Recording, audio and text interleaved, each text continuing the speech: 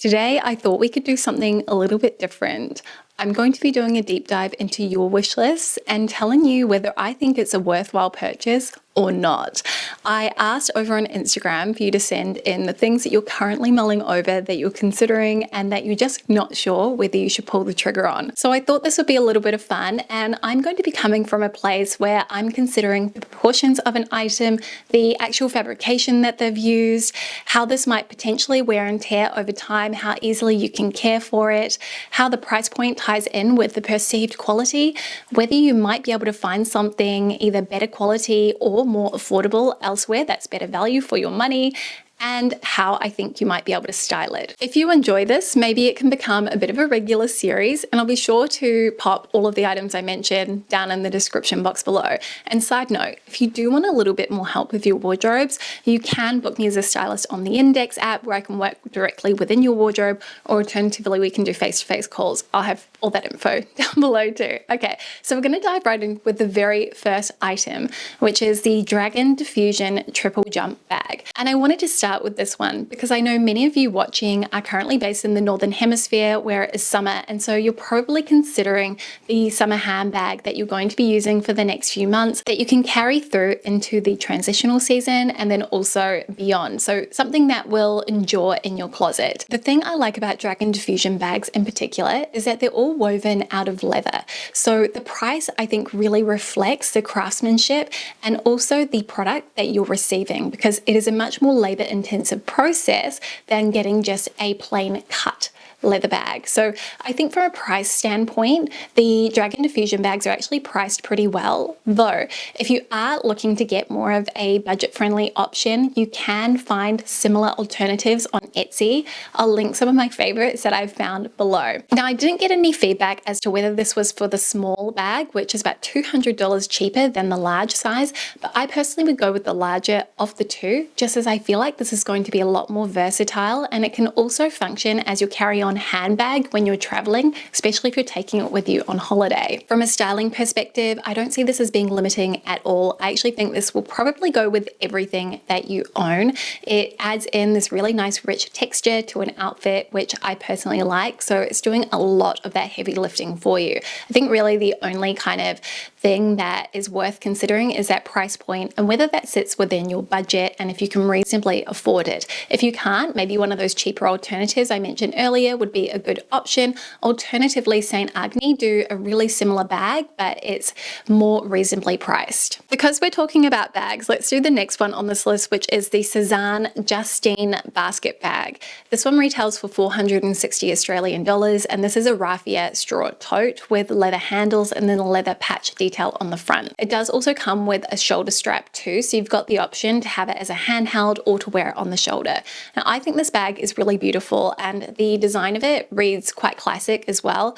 And I think the thing that is a draw card for me with this style is that it comes in so many different colors, so you can really get something that is tailored to your personal style. I particularly like the khaki version because I think it's a bit more unusual and unexpected.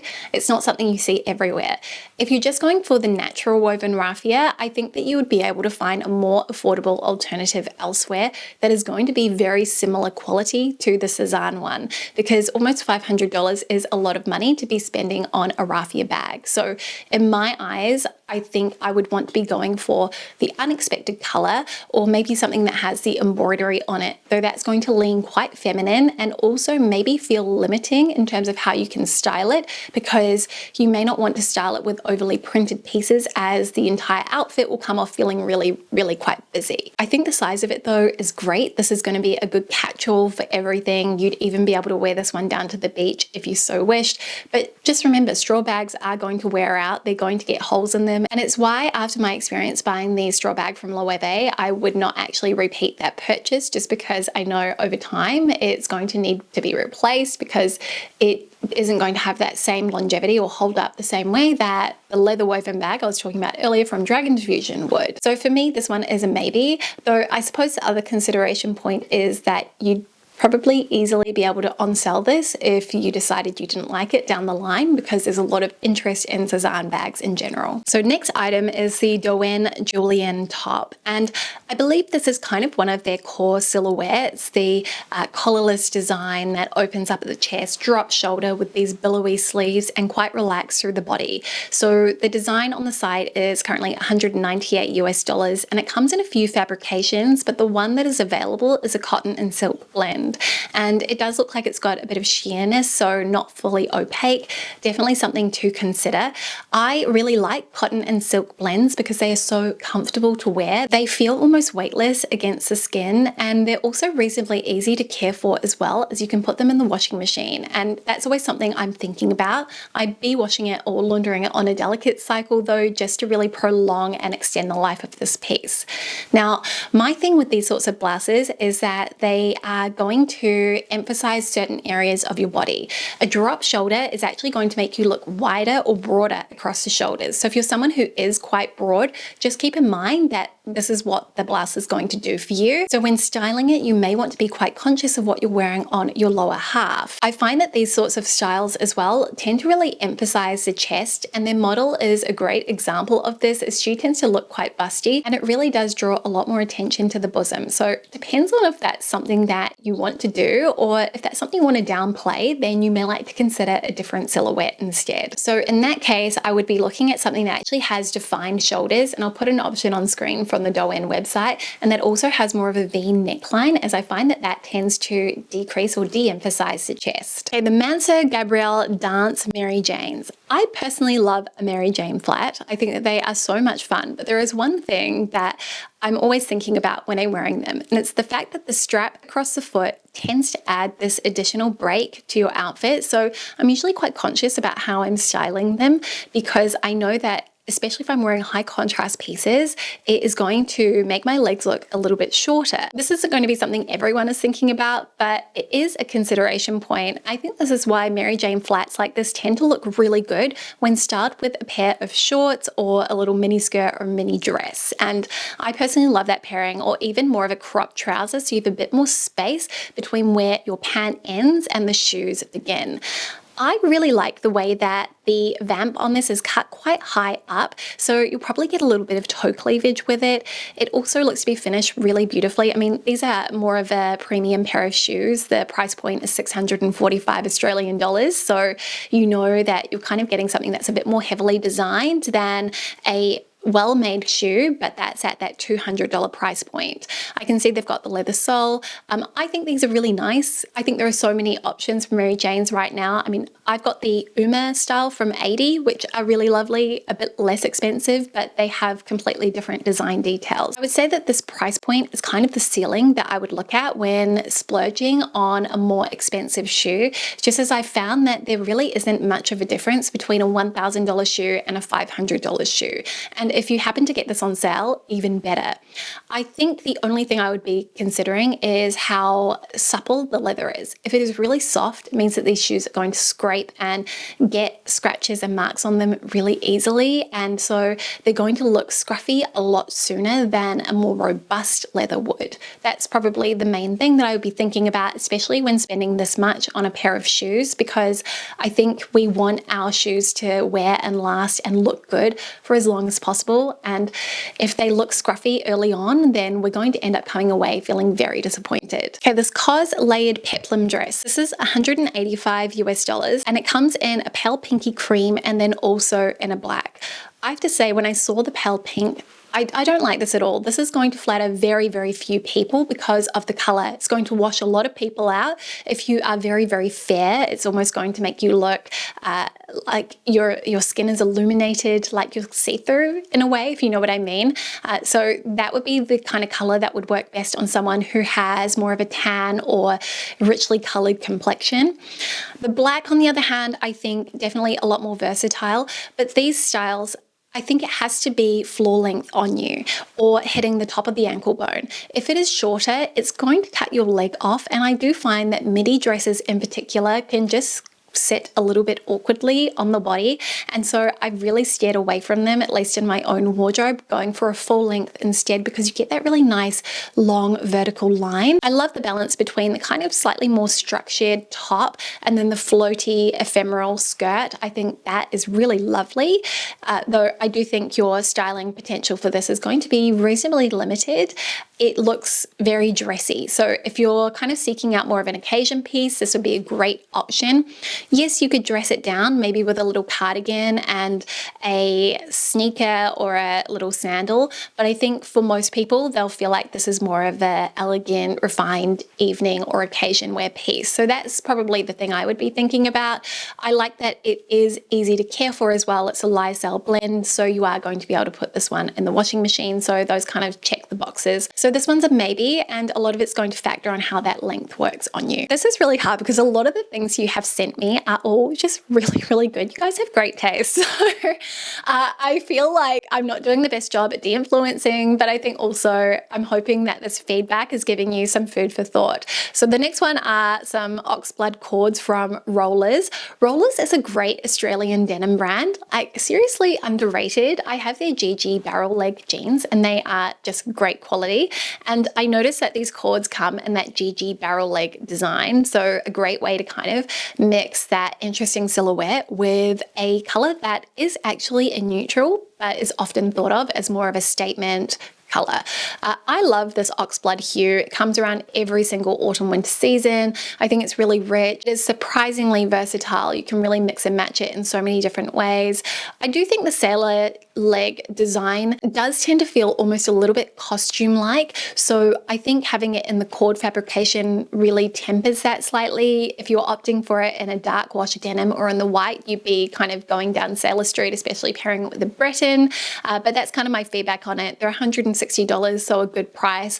Corduroy is something you either love or you hate. And I would be thinking about here the rise and also the inseam. Do you need to get them tailored? And if you do, are you going to get them tailored? Because if you're not, there's no point buying them. And that's really one of the main factors when you're buying any sort of jean, because they're not necessarily going to fit you perfectly straight off the rack. Oh, also, and this is something that you're only going to be able to tell when you see them in person, is it the type of corduroy that picks up lint? Because if it is, you may find that incredibly infuriating. I know I do. And if I have cord pants that do that, I just will not wear them. On a side note, if you are looking for more affordable cord trousers, because I think $160 for a pair of cords is pretty reasonable. Uniqlo did a collaboration with Comptoir de Cotonnier and they had a cord pant, more of a straight leg tailored style. Definitely not this rich Oxblood color, but I think that's also a nice option that's half the price. Next, we have the faux leather bomber from Henne, and specifically whether or not this would suit someone who is petite. Now, this jacket retails for $289. And okay, here is my general thoughts on faux leather. Personally, I do not love it. I would prefer to spend a little bit more on a real leather piece that I can maintain and look after for years and years. Because the reality is, no matter how high quality the faux leather piece is, it is going to rub and wear and tear over time. You're eventually going to get peeling, and that is something that you cannot avoid. And this is something that is very specific to faux leather. So that's kind of my first caveat, especially if this is an item you plan to wear a lot. And it's why I think if you are getting faux leather, you want to get something that is good quality faux leather that will at least last you and get you that value for money for the price. Now, I haven't seen this one in store, but I have heard that Henne faux leather from someone who actually works in the industry is extremely good quality and good value for the money. I think the design of this is really quite fun with the puffy detail around the waist, though I do think the styling for it is going to be a little bit more limited. You're going to be wanting to wear this with probably pants that are higher waisted if you are taller, but for a petite, probably a mid-rise would be fine on you, so that you don't have this weird visual break. This is a consideration point with any kind of cropped jacket, and also it's going to be quite bulky on your upper half, so thinking about how you're going to balance that out on your lower half if that's something that you want to do. It's padded, which I think is nice, but if I'm being completely honest, this is something I would personally avoid. There's actually another faux leather jacket on the Henne website which I've seen a few people wearing, and honestly every single time I see it, it just looks like plastic to me. And I'm someone who's really quite conscious about the tactile quality of the items I'm wearing. I'm really particular about it and very fussy. So this is where I'm personally coming from. At the end of the day, it's got to be something that you feel happy wearing and feel comfortable wearing. And obviously there's different grades to the quality and also the feel, the tactile nature of a faux leather piece. So take everything that I'm saying with a grain of salt, but hopefully that gives you an idea as to where I'm coming from. These shoes are not going to be for everyone. The Christopher Esber Minette flats, and these retail for an absolutely egregious amount of money, $1,130. I think that is astronomically expensive, and I think part of it's probably down to the quality of the materials that he's using for these shoes. I think that the actual idea of the shoe is really fun. I actually have the more affordable pair from Senso, which I think is incredible value for money, and I would recommend those over the Christopher Esber pair, and I'm going to tell you why. These are an incredibly delicate shoe. Something can be both high quality but also very delicate and very fragile, which means that the upkeep is going to be a lot more challenging and something that you really need to baby and be precious with. I think when we're spending that amount of money on something, we probably are looking or seeking out an item that is going to be a little bit more robust. The Senso ones I have, and my kids have stood on them. So this also will depend on your lifestyle, but my kids have stood on them, and I've had other people stand on my feet when I've been wearing them, and the little crystals have come off, and I've had to re-glue them back on from the spares that I had that came in the packet. And this is actually not something I even thought about or considered when I was even looking at the Senso ones. So for that reason, I would absolutely not buy the Christopher Esber ones. I would save your money and get the more affordable version and spend the difference on something else special for your wardrobe. Okay, so this next one is fun, a lab-grown diamond tennis bracelet. And for me, this is a 100% hell yes. And I say this as someone who recently got a lab-grown diamond tennis bracelet. So this is very much a coincidence, but I have never felt quite so fancy. It is really fun to have something so sparkly around your wrist, and I think it instantly elevates more of a casual outfit. Now, there is definitely a really broad range in terms of price points, so I would recommend doing your research. The one I have is from Quince, so that's probably the most affordable one that I've seen out there, but I've also seen brands like Midori, Linya, Stone & Strand, and Allrate offer lab-grown diamond tennis bracelets, and I'm sure that's only scratching the surface in terms of options. And being conscious of the fact that there really isn't any difference between lab-grown or mined diamonds, I personally am happier to kind of save that money on the lab-grown diamond piece. So this one is an absolute yes from me. Next one is a cashmere turtleneck, and it's kind of oatmeal-y beige color from Mathews. On the website, it's described as gravel. This retails for $649, so quite a splurge. I think the thing that adds to the price of this piece, I've not felt the cashmere in person, but I would say it's probably the design. If you look at the sleeves, they have an elongated cuff with a split detail, and you're unlikely to find this element elsewhere. If that for you is the deciding factor on this piece, then I don't think you're going to be satisfied with a similar sweater from another brand, because let me tell you, you will be able to find a sweater of that caliber, of that sort of cut, anywhere else for half the price and be equally happy with it. But if the detail that you really want is that split cuff design, then none of the others are actually going to match up, because you have this idea in your head of what it is that you want. So I think that for me, this one is a maybe. I think it is nice, but it's expensive. So it's funny, a lot of the things you've sent me in are all a little bit more premium priced, a bit more expensive. Then yes, but I'm going to link some alternatives, pop some on screen that I think are equally lovely. From a styling perspective, I mean, what wouldn't you wear this with? Tailored trousers, a really nice long maxi skirt. You could wear it with a short skirt and tights and boots. That would be really nice. Big coat over the top. I think this is a classic, but yeah, it's more the price. Is that how much you want to pay, or do you want to save a little bit and forego that interesting design element? Okay, we've got another Doen piece. This is the Ischia dress, which retails for $348 US, so quite pricey. This is made from 100% cotton, and But I guess this is one of the things I like about Doen in general, is that they use natural fibers in everything. The design of this is very pretty. It's not my personal style, but I really appreciate this. And I think my friend Helen has this dress, if memory serves. So she's got something very similar. It looks phenomenal on her. It's hard to say, but it looks like the white might be ever so slightly sheer. So consideration taken to what undergarments you're wearing with it, but it comes in a lot of colors. I think the draw card for me with this is that it can be worn two ways. So it can be worn quite high up around the neck, or you can wear it off the shoulder because the neckline is elasticated and it has a lot of smocking detailing to it. So in terms of the fit, it's going to be very forgiving. You might be able to size down, especially if you're not very busty, and it still fit you really nicely. If you have a big meal, you're not going to feel like you're being suffocated by your clothes, which we love. Really breezy, very feminine, very pretty. I think that this kind of leans into that cottagecore vibe. So it would be incredibly chic, styled with kind of a cuddly cardigan. I'm immediately thinking of my Amber cardigan from Sezane. I think that would look so cute over the top of this because it has the blouson sleeves. So yeah, I mean, I think it's really pretty, very expensive for what it is, but I know Helen, she adores hers, and I think if you're just getting one dress like this and that's kind of that style that you have and you're just wearing it a lot, you don't have lots of dresses, then I can see that as being money well spent, especially if it's a style you really like. I think being cotton as well, easy to care for, and you have a pretty good idea as to how something like this is going to hold up over time. It's not going to pill up. If you get a mark on it, you can easily soak it without any concern about the repercussions, which you might have with other fabrications. Maybe they shrink, or, you know, like viscose. So yeah, I mean, I personally think that yes, if that's your style, it's really nice. Not going to be for everyone, but it's a pretty dress, and you might be able to get it on sale too. It's kind of in a financial year time. Final clothing piece to highlight is the Anine Leopard sweatshirt. This retails for $200 US or 320 Australian dollars. So incredibly expensive for a 100% cotton sweatshirt. I would say the detail that makes this interesting is the leopard print design all over.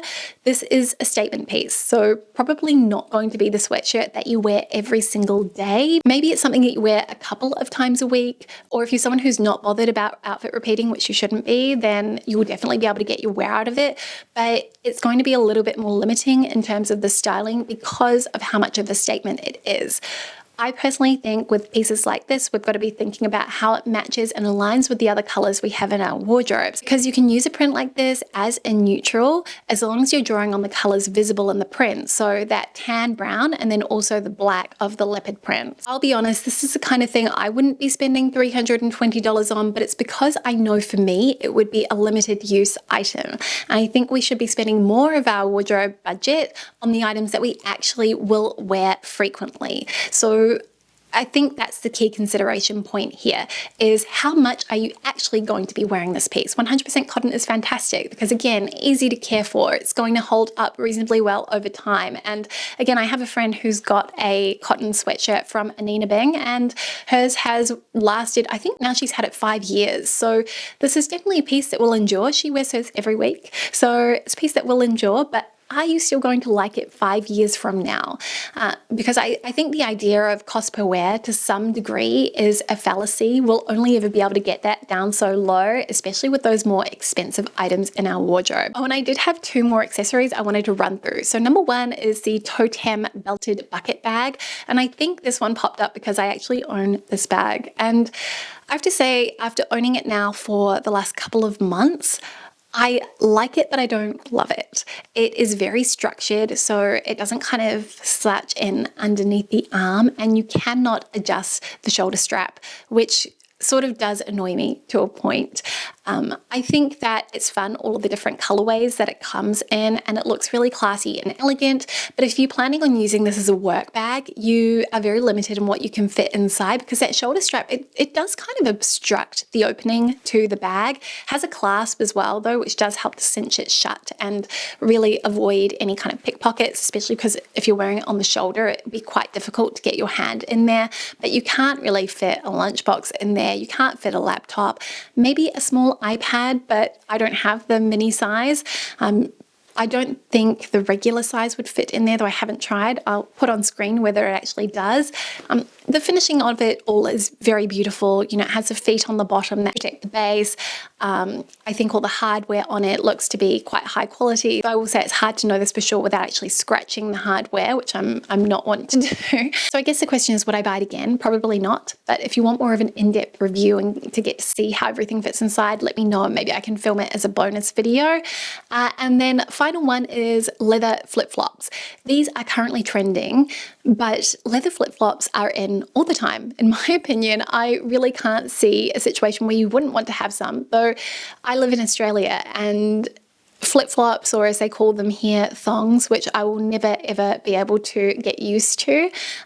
They are just part of the Australian uniform, especially Havaianas. They're something you have in your wardrobe to wear down to the beach. So without question, I think that they are a great item to have in your wardrobe, and especially leather pairs tend to look incredibly chic. I would go for a black, and I think something that has a bit more of a thickness in the straps is ideal. I'll put some of my favorites on screen and I'll link them down below in case you want to look at a few different options. I also really like the little low-heeled version too for something a bit fancy. I recently bought the red suede pair from Madewell, which are incredibly comfortable and well made as well. I love their shoes, side note. But yeah, I absolutely could keep going because you all entrusted me with so many of your wish list pieces, but otherwise this video is going to be incredibly long, so I'm going to wrap things up here. But if you would like a part 2, part 3, part 4, maybe we can make this a regular thing. Let me know in the comments, and maybe you can share some of your wish list items down there too. Thank you so much for spending some of your day with me. I'm always so grateful. If you did enjoy this, you want to see more brand reviews, styling advice, and how to remix your wardrobe, then please do subscribe. I hope you have the most beautiful week ahead, and I'll see you next time. See you soon. Bye.